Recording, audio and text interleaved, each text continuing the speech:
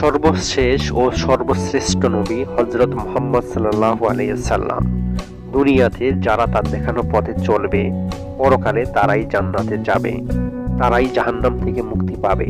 আমরা তার উম্মত বা অনুসারী দল। আজকে এই ভিডিওতে থাকছে মহানবী হযরত মুহাম্মদ সাল্লাল্লাহু আলাইহি সাল্লামের 50টি বাণী বা হাদিস, যা আপনার জীবন পরিবর্তন করতে সাহায্য করবে। জান্নাতের চাবি হলো আল্লাহ ছাড়া কোনো ইলাহ নেই এ সাক্ষ্য দেওয়া। আল্লাহ সুন্দর, তিনি সৌন্দর্যকেই পছন্দ করেন। শ্রেষ্ঠ কথা চারটি: সুবহানাল্লাহ, আল্লাহ পবিত্র; আলহামদুলিল্লাহ, সমস্ত প্রশংসা আল্লাহর; লা ইলাহা ইল্লাল্লাহ, আল্লাহ ছাড়া কোনো ইলাহ নেই; আল্লাহু আকবার, আল্লাহ মহান। বান্দার উপর আল্লাহর অধিকার হলো তারা কেবল তারই আনুগত্য দাসত্ব করবে, তার সাথে কোনো অংশীদার বানাবে না। বলো, আমি আল্লাহর প্রতি ঈমান এনেছি, অতঃপর এই কথার উপর অটল থাকো। ঈমান না এনে তোমরা জান্নাতে প্রবেশ করতে পারবে না। যে কেউ এই ঘোষণা দেবে আল্লাহ ছাড়া কোনো ইলাহ নেই আর মুহাম্মদ সাল্লাল্লাহু আলাইহি সাল্লাম আল্লাহর রাসূল, আল্লাহ তাকে জাহান্নামের জন্য নিষিদ্ধ করে দেবেন। তুমি মুমিন হবে তখন যখন তোমার ভালো কাজ তোমাকে আনন্দ দেবে আর মন্দ কাজ দেবে মনোকষ্ট। সব কাজের আসল কাজ হলো ইসলাম। কোন বান্দা ততক্ষণ পর্যন্ত মুসলিম হয় না যতক্ষণ তার মন ও জবান মুসলিম না হয়। পবিত্রতা ঈমানের অর্ধেক।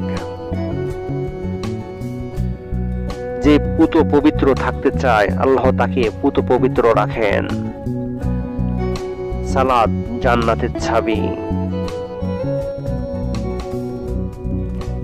সালাত হলো নূর। সালাত আমার চক্ষু শীতলকারী। পবিত্রতা সালাতের চাবি। সালাত মুমিনের মিরাজ। যে পরিশুদ্ধ হয় না তার সালাত হয় না।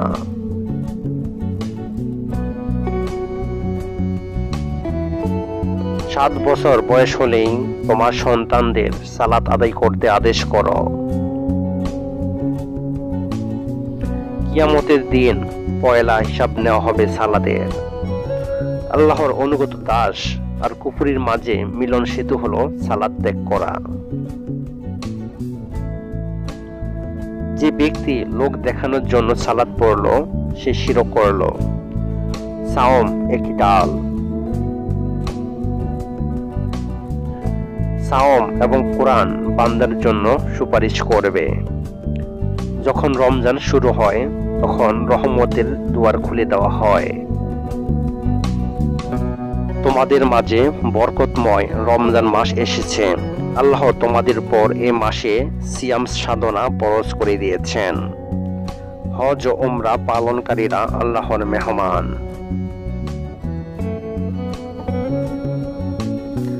আল্লাহর পথে একটি সকাল কিংবা একটি সন্ধ্যা ব্যয় করা গোটা পৃথিবী এবং পৃথিবীর সমস্ত সম্পদের চেয়ে উত্তম। যে লড়ে যায় আল্লাহর বাণীকে বিজয়ী করার জন্য সে আল্লাহর পথে জিহাদ করে। অত্যাচারী শাসকের সামনে সত্য কথা বলা সবচেয়ে বড় জিহাদ। রাত্রে ঘন্টাখানেক জ্ঞান চর্চা করা সারা রাত জেগে ইবাদতে নিরত থাকার চেয়ে উত্তম। যে জ্ঞানের সন্ধানে বের হয় সে আল্লাহর পথে বের হয়। আমার পরে সবচেয়ে বড় দানশীল সে যে কোনো বিষয়ে জ্ঞান লাভ করলো অতঃপর তা ছড়িয়ে দিল।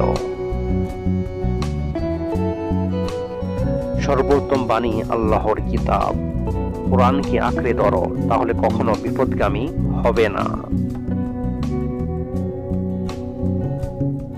কোরআন পরিবারের লোকেরা আল্লাহর পরিবার এবং তার বিশেষ লোক। তোমরা আল্লাহর কিতাবকে আঁকড়ে ধরো, এর হালালকে হালাল বলে গ্রহণ করো এবং এর হারামকে হারাম বলে বর্জন করো। যে আল্লাহর কিতাবের পথ ধরে সে দুনিয়াতে বিপদগামী হয় না, পরকালে হয় না দুর্ভাগা। আমার উম্মতের সম্মানিত লোক হলো কোরআনের বাহক আর রাতের সাথীরা। সর্বোত্তম জীবন পদ্ধতি হচ্ছে মুহাম্মদ সাল্লাল্লাহু আলাইহি সাল্লামের প্রদর্শিত পদ্ধতি। যে আমার আনুগত্য করলো সে আল্লাহর আনুগত্য করলো, যে আমাকে অমান্য করলো সে আল্লাহকে অমান্য করলো, যে আমার সুন্নতকে ভালোবাসলো সে আমাকে ভালোবাসলো, যে আমার সুন্নত থেকে বিমুখ হলো সে আমার লোক নয়। আমি আল্লাহর কাছে শেষ নবী হিসাবে লিখিত আছি।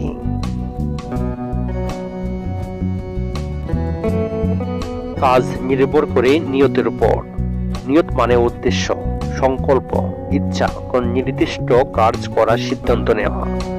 কাজ নির্ভর করে নিয়তের উপর মানে কাজের পেছনে মানুষের যে উদ্দেশ্য, সংকল্প বা সিদ্ধান্ত থাকে তার ভিত্তিতেই সে ফল বা পুরস্কার লাভ করবে। প্রত্যেক ব্যক্তি তার কাজের সেই ফলই পাবে যা সে নিয়ত করেছে। আল্লাহ তোমাদের চেহারা, সুরত ও ধন সম্পদ দেখবেন না, তিনি দেখবেন তোমাদের অন্তর ও কাজ। এখানে অন্তর মানে উদ্দেশ্য ও লক্ষ্য বা নিয়ত। মহৎ চরিত্রের পূর্ণতা দানের জন্য আমার আগমন। উত্তম চরিত্রের চাইতে বড় মর্যাদা আর নেই।